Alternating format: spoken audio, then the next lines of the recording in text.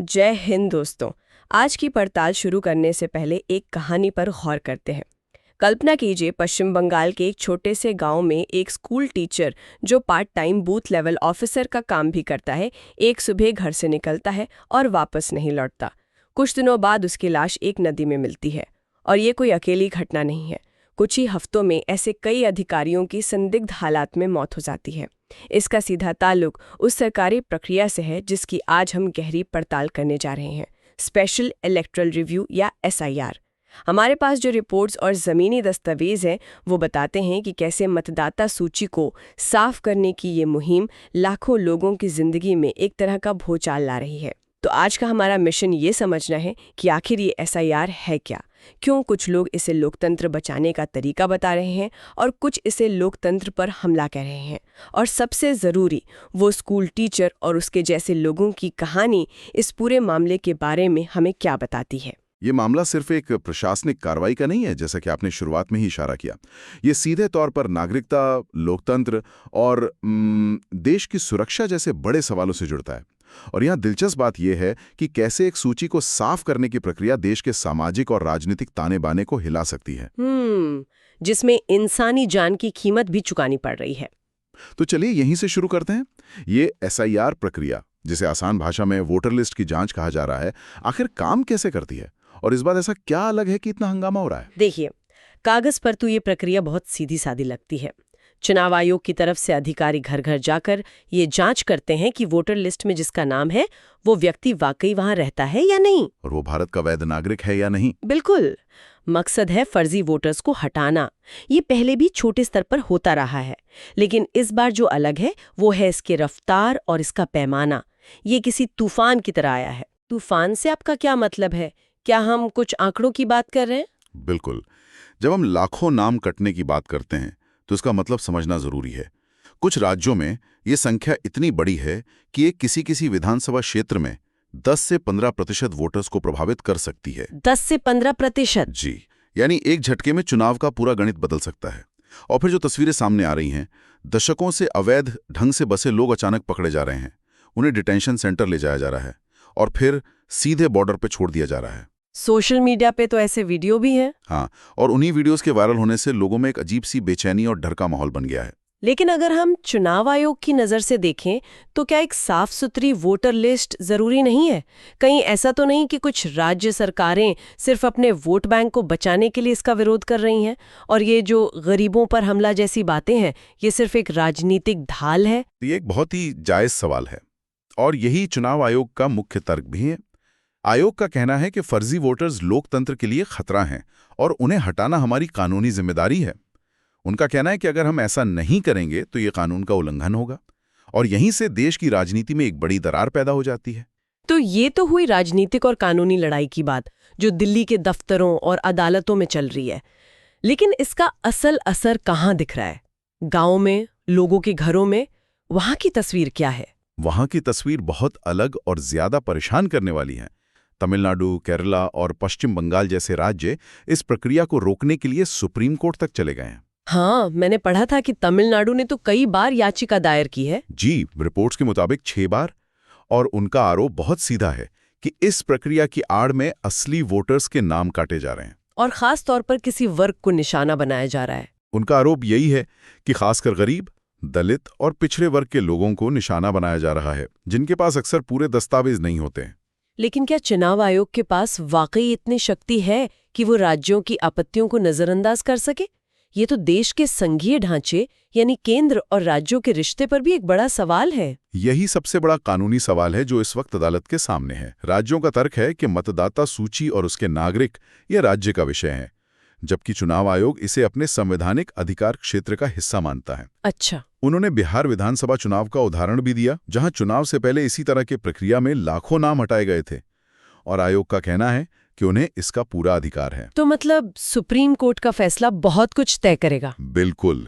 ये फैसला सिर्फ इस प्रक्रिया पर नहीं बल्कि आने वाले समय में केंद्र और राज्यों के बीच अधिकारों के संतुलन पर भी गहरा असर डालेगा। तो एक तरफ ये कानूनी दांवपेच है और दूसरी तरफ वो लाखों लोग हैं जिनकी निगाहें सिर्फ एक बात पर टिकी हैं कि क्या उनका नाम वोटर लिस्ट में रहेगा या नहीं। और ये सिर्फ एक वोट का सवाल नहीं रह गया है। लोगों में डर है कि अगर नाम कट गया तो उनकी पहचान पर ही सवाल उठ जाएगा। इसी डर के कारण कई घरों में लोग अपनी पुरानी संदूकें खोल रहे हैं, दशकों पुराने कागज ढूंढ रहे हैं। जैसे जमीन के दस्तावेज, स्कूल के पुराने रजिस्टर। हाँ, दादा दादी के जन्म प्रमाण पत्र। ये एक अजीब सी बेचैनी है जो देश के कई हिस्सों की हवा में घुल गई है। ये सुनकर तो रोंगटे खड़े हो जाते हैं। और इसी बेचैनी के बीच हम वापस उन बूथ लेवल ऑफिसर्स यानी बीएलओ की कहानी पर आते हैं, जिसका जिक्र हमने शुरू में किया था।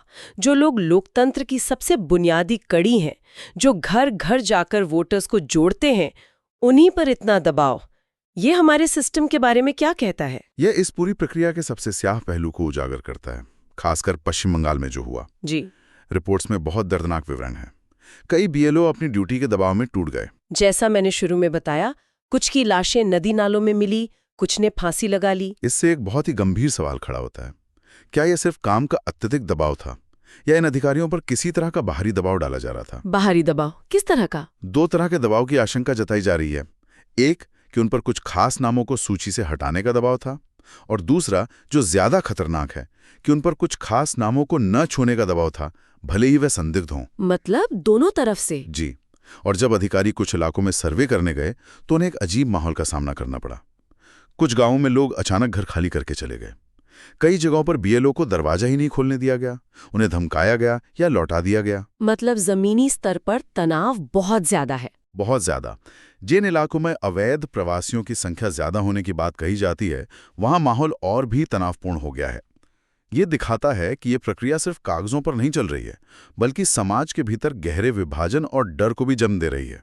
ये अब सिर्फ एक प्रशासनिक काम नहीं, बल्कि एक सामाजिक और राजनीतिक लड़ाई बन चुका है। और जब भी ऐसी कोई बड़ी प्रक्रिया होती है तो लोगों के मन में भविष्य को लेकर डर पैदा होना लाजमी है।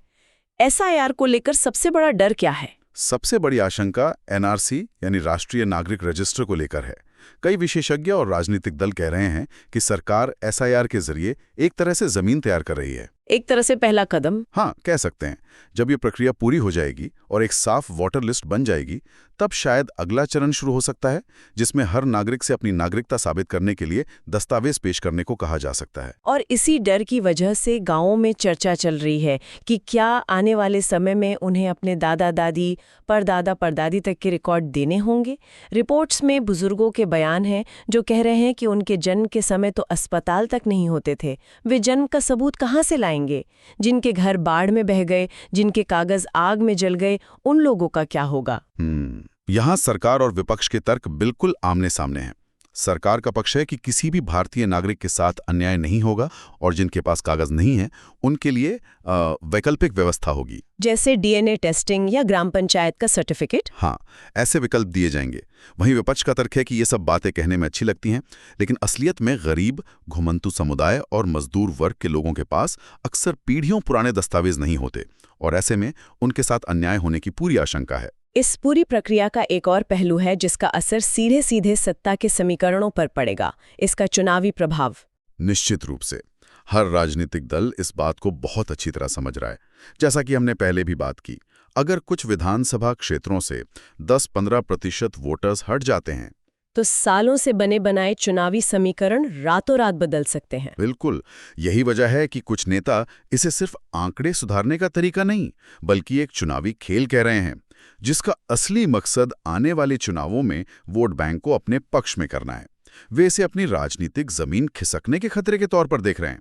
और जब बात चुनावी समीकरण और वोट बैंक से आगे बढ़ती है तो मामला राष्ट्रीय सुरक्षा तक पहुंच जाता है। सीमावर्ती इलाकों में क्या हो रहा है? वहां तनाव और भी बढ़ गया है।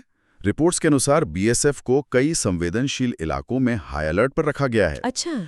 क्योंकि जैसे ही डिटेंशन सेंटर से लोगों को छोड़ा जाता है, बॉर्डर के पास गतिविधियां बढ़ जाती हैं। एक बड़ी चिंता ये भी है कि जिन लोगों को वापस भेजा जा रहा है वे किसी और रास्ते से, जैसे पहाड़ी इलाकों या नदियों के रास्ते, बिल्कुल फिर से भारत में घुसपैठ कर सकते हैं।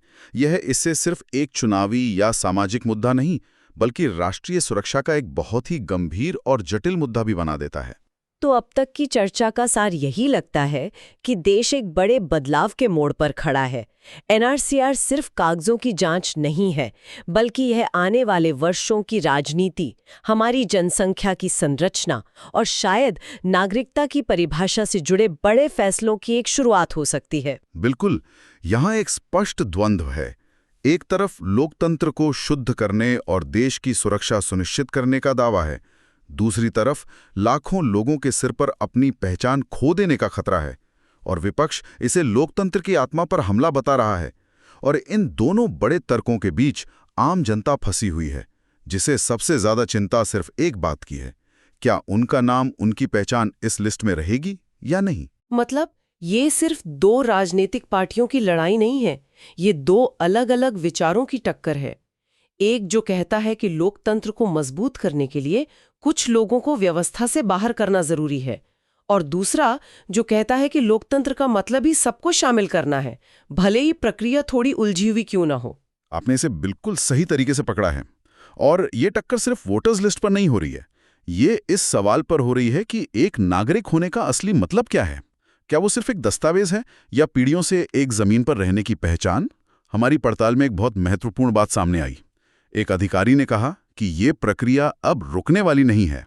ये हमें एक गहरे सवाल पर सोचने के लिए मजबूर करता है।